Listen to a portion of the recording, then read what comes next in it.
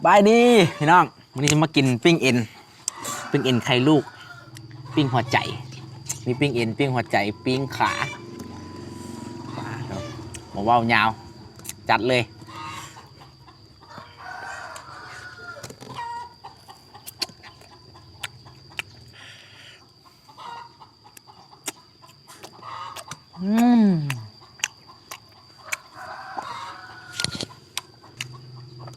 พันกินเอามือเนี่ยซื้อมาพัน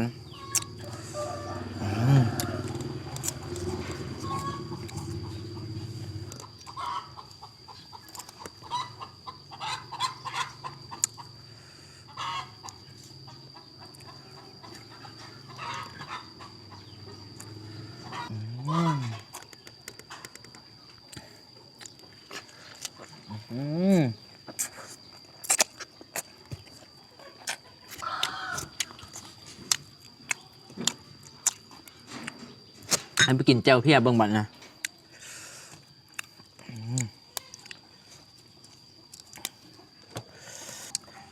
ปิ้งหนึ่งเลย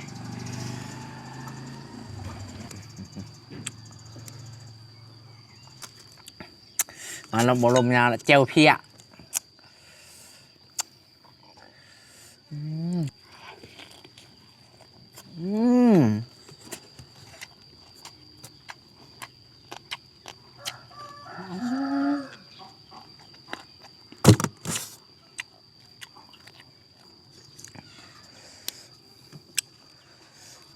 ไม่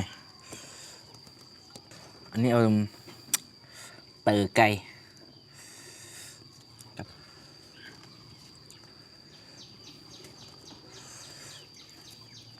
บอกว่ายางเรากินอย่างเดียว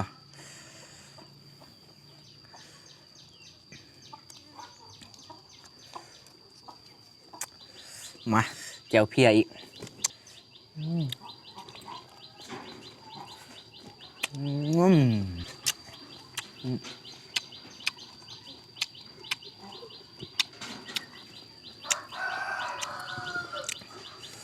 มาเด้อพี่น้องเด้อ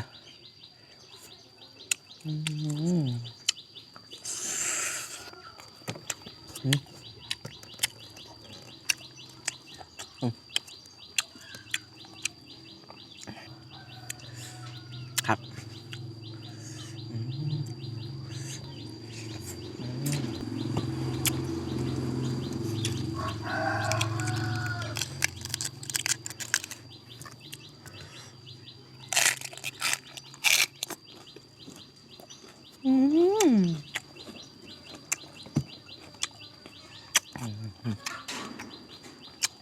ปนไก่ตัวนี้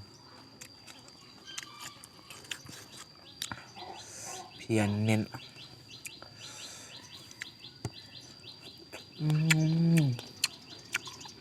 ทั้งเจียวเพียทั้งเจียวหวานตัวนี้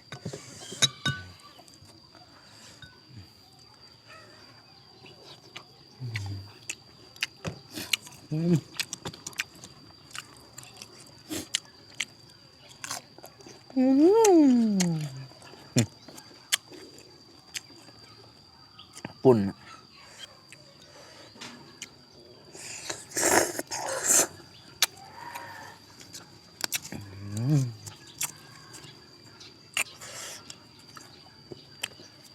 ลาบ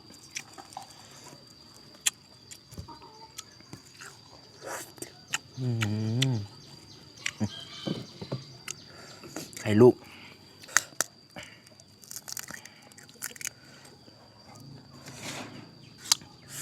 และไข่ลูก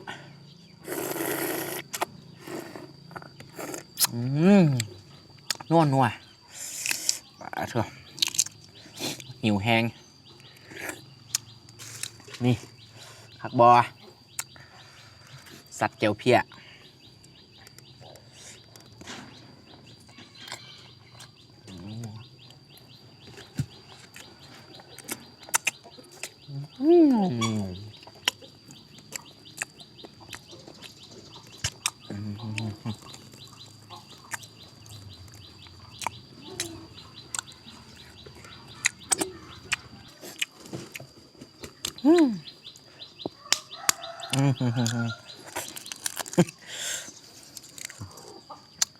จะมีน้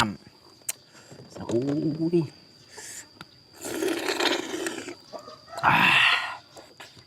นัวโคตรนัวเลยเป็นเทพนี่จะมีลูกอ่อนๆใส่เจียวหวานเลยเนาะ